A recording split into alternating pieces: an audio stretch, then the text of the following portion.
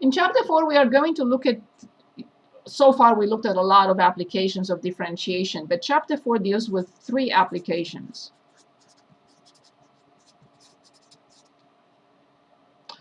Number 1, graphing functions. Major application of differentiation.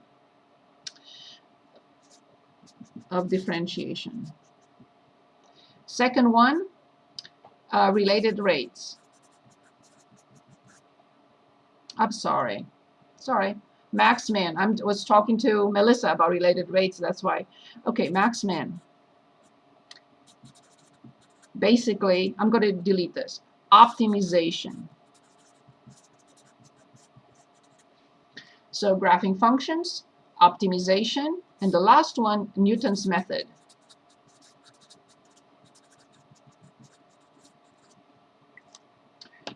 So these are the major applications. So max min is a huge branch of mathematics called optimization. Finding max min for functions. Optimization, Newton's method. These are the major applications. We have few small applications like 2 theorems that we are going to talk about, but this is the major issue in this chapter, optimization and Newton's method. For this, we need, for these 2, basically we need some time. This is extremely easy. We need like 20 minutes for this one. So section 4.9 is not in, will not be part of chapter 4 test. 4.9 is moved with chapter 5 because they belong together. I mean, 4.9 belongs in chapter 5. Okay, so before we look at graphing functions, we're going to start with 4.1, in which we're going to talk about max-min of functions. Not just that. So this is not the optimization. This is basically for applications. This is not max-min for that. It's just max-min for normal functions. I shouldn't say normal. For functions that are not connected to real-life situations. Just functions in general. So max-min of functions. Before we even start this, let's take a look at this example. So this is a function. I see that this function is continuous, smooth continuous function, and it's increasing till a certain point, then it's decreasing till a certain point, and it's increasing again. This we know from algebra. These points are called relative or local. Interchangeably, you can use the one you like, it doesn't matter. Relative or local max, min. So how do I know, and is there something else out there? Yes, there is. Something called absolute or global. Same, 2 different things, but they mean the same thing. Max, min. Use the one you like, absolute or global, relative or local. And what's the difference between them? So first of all, the relative and local, I have to show that the function exists on both sides. I have to show that the function exists on both sides. Yes, it does. So this point is a relative max. The function exists on both sides. This point is a relative min. Is there an absolute or global? No, not for this function, because it continues to infinity and it continues to negative infinity. When we say a function has a relative or absolute max or min, I have to be able to give you that point. So here I will say, I'm going to make up some numbers. I'm going to say 2, 5.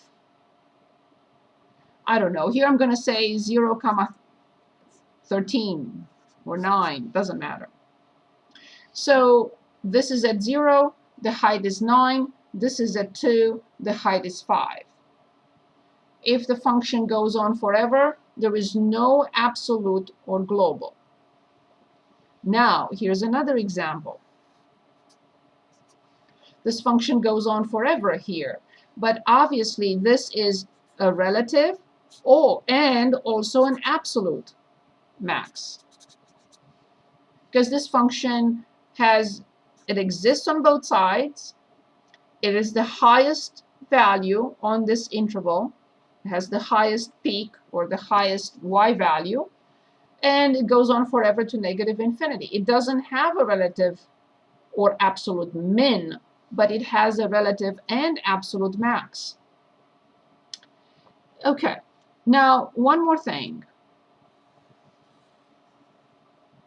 Let's say we have this function and clearly it starts here. Oops, didn't realize that it was crooked. So it starts here and it stops here. This is the absolute max and a relative max. This is the absolute min and the relative min.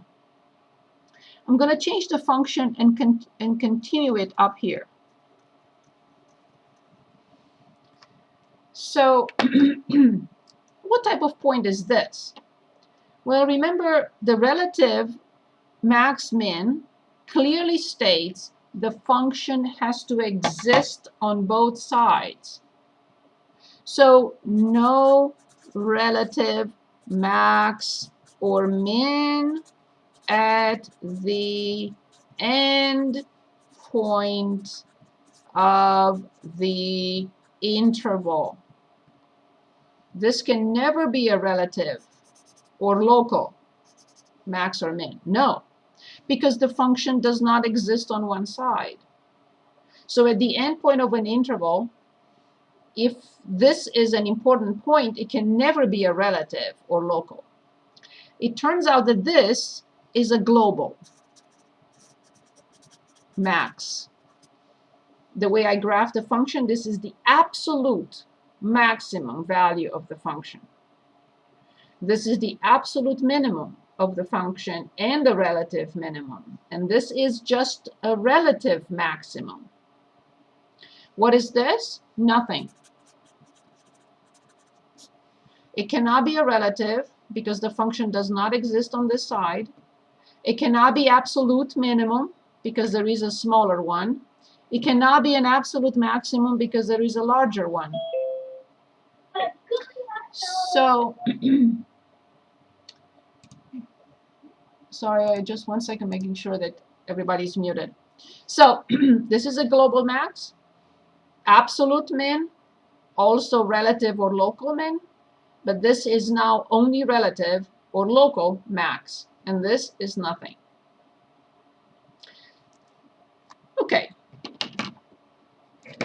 I'm going to graph the same function one more time because I want one more piece of information here, and then we'll continue with something else in the same line, of course. Okay. So I'm graphing the first function one more time. We realize that this is a local max, local min. The function is increasing. The function is decreasing. The function is increasing. So along the graph of the function, I'm going to graph in different points, not all of them because that's not possible, a few points in this interval, and this interval. I'm going to graph the tangent of the line to the graph.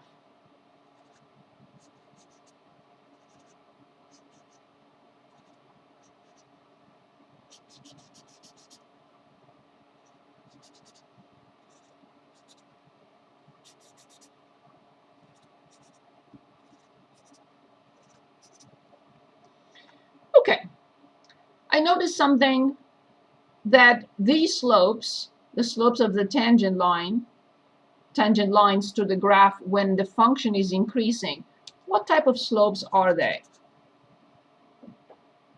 Positive, negative, or zero? Good. So I can already draw a conclusion. When the function is increasing, its derivative must be positive. And this is a double equivalency. If the first derivative is positive, the function must be increasing. If the function is increasing, its derivative must be positive. Back and forth. We've seen this before with the epsilon delta definition. Okay, what happens at the relative max? What is the slope at the relative max? What is the slope at the relative min? 0. Yes, we knew that from before. So the same thing here, the slope is positive. Now, I notice that here the function is decreasing. So when the function is decreasing, what does its derivative do? Or what is the sign of all those tangents?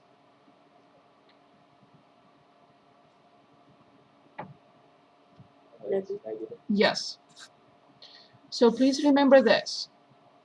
This is the first thing we know from the derivative, or the first thing that the derivative tells us about the function. So number one, note, okay, f prime positive, f increasing, f prime negative, f decreasing. That's our first note.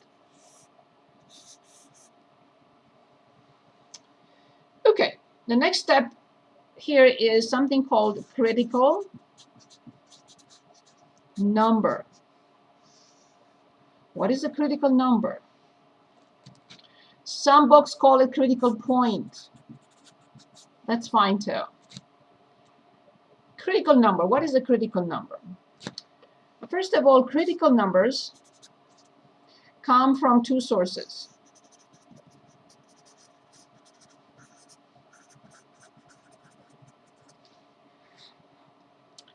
A function may have a critical number coming from one source. A function may have a critical number coming from the other. It may have critical numbers coming from both or none at all. Okay, so here are the two sources that give us critical numbers.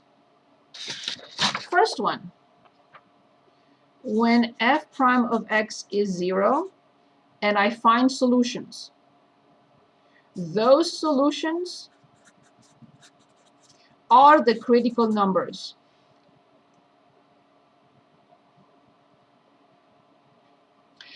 If the first derivative is never 0, there are no critical numbers coming from this source. Now, when f prime of x is undefined, but f of x is defined. So if the function is not defined at 0, and the derivative is not defined at 0, that's not a critical number. But if the function exists at 0, but its derivative does not, then 0 is a critical number. Now, why do we even talk about critical numbers? Why? And then we'll look at functions in a minute. So here's note number 2. Only critical numbers may turn into max-min. No guarantee. But what is guaranteed is, if there are no critical numbers, there are no max-min. So if you want note number 3, no critical numbers, no max-min. If a function has critical numbers, it may have max-min. But if a function does not have critical numbers, they're guaranteed no max-min.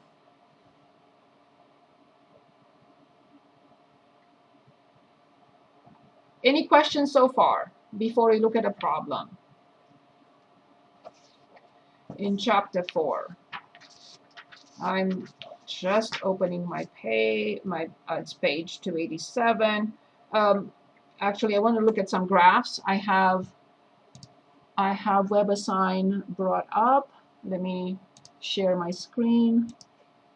Let's look at a few graphs. And